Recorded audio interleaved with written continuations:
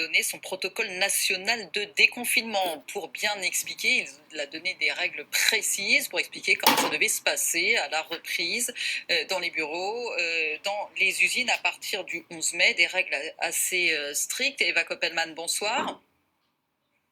Bonsoir.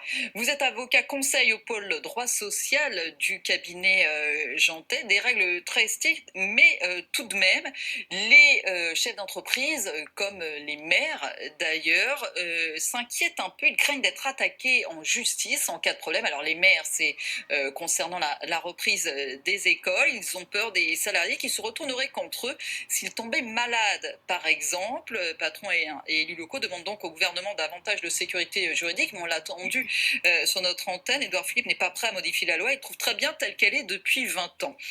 Aujourd'hui, Eva Koppelman, telles que sont les choses, les chefs d'entreprise ont-ils raison de s'inquiéter du risque d'être attaqués par les salariés ? Alors, il existe en droit français ce qu'on appelle l'obligation générale de sécurité des salariés. Il s'agit d'une obligation de moyens renforcés. Cela signifie que l'employeur doit mettre en œuvre toutes les mesures possibles pour respecter cette obligation et qu'il ne pourra se libérer de sa responsabilité qu'en justifiant avoir pris toutes les mesures de prévention destinées à assurer la sécurité de ses salariés.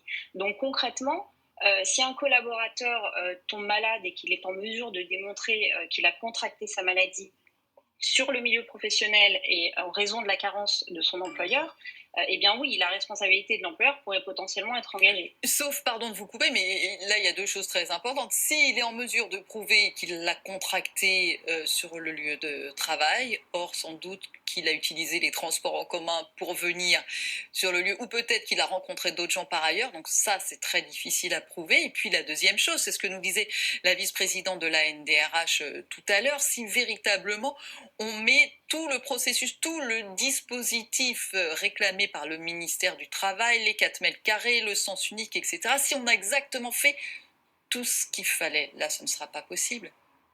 Eh bien, absolument. Si en effet l'employeur a, dans un premier temps, évalué les risques, s'il a mis en place ce qu'on appelle un protocole de déconfinement en respectant scrupuleusement ce qui figure aujourd'hui dans le protocole national de déconfinement, eh bien, c'est un moyen pour l'employeur justement de se prémunir contre ces risques et l'engagement de sa responsabilité civile ou pénale. Donc si vraiment il met en place... Alors on sait que c'est difficile, parce que si on reprend effectivement les directives, un marquage au sol à l'entrée du bâtiment, un poste fixe pour chacun, éviter le face-à-face, un sens unique dans les couloirs, à la machine à café, réorganiser les horaires de travail, fournir des masques, du gel hydroalcoolique et puis aérer les pièces toutes les 3 heures. Est-ce que tout ceci est possible, selon vous ? Alors, à mon sens, tout ceci n'a pas à être mis en œuvre dans une même entreprise. Je pense que les employeurs vont devoir faire un état des lieux et regarder ce qui doit s'appliquer au sein de leur entreprise. Et ensuite prendre les mesures qui s'imposent compte tenu de l'aménagement de leurs locaux, de la structuration des bureaux, de l'implémentation des bureaux et c'est ainsi qu'il faudra procéder. Mais il ne s'agit pas de cocher, je dirais, toutes les cases de ce qui est mentionné dans ce protocole de déconfinement. Il est très large et il se veut très large justement pour pouvoir être mis en place dans l'ensemble des entreprises françaises. Mais en tout état de cause, il faudra ensuite sélectionner les mesures qui s'appliquent. Il y en a qui n'auront pas de sens dans certaines entreprises. Le port du masque n'est pas forcément obligatoire. Est-ce que là où il y aurait une faille ? Non, alors effectivement, le port du masque n'est pas obligatoire. Ça intervient comme une mesure secondaire dès lors que l'employeur n'est pas en mesure de respecter les règles de distanciation. Donc ces fameux 4 mètres carrés que vous évoquiez juste avant. Donc si l'employeur n'a pas la possibilité, compte tenu de l'implémentation de ses bureaux, de respecter justement cette distanciation de 4 mètres carrés, eh bien c'est dans ce cas-là qu'il faudra, en plus des mesures barrières classiques, mettre à disposition des salariés des masques ou d'autres équipements de protection d'ailleurs, puisqu'il y a également des visières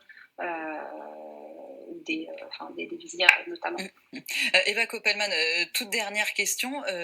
Par ailleurs, tout ceci fait appel aussi au civisme, si on doit dire, des collaborateurs, parce que on ne peut pas obliger les salariés à prendre leur température lorsqu'on arrive, mais effectivement, le ministère du Travail préconise de prendre soi-même sa température avant de venir, surveiller l'apparition de symptômes. Surtout, le ministère du Travail n'autorise pas à mener des campagnes de dépistage comme souhaitait le faire par exemple Valeo, des tests de dépistage pour ces salariés. Mais à l'inverse, est-ce que si en tant que collaborateur, on s'aperçoit qu'un salarié tousse, par exemple, ou est malade sur le lieu de travail, est-ce qu'un autre collaborateur peut se retourner contre lui? Alors, la seule personne responsable de la sécurité des salariés, de façon générale, c'est l'employeur. Donc, il va être compliqué d'intenter une action ou d'essayer d'engager la responsabilité d'un autre collaborateur. Ça, c'est une action qui se fera plutôt à l'encontre de l'employeur.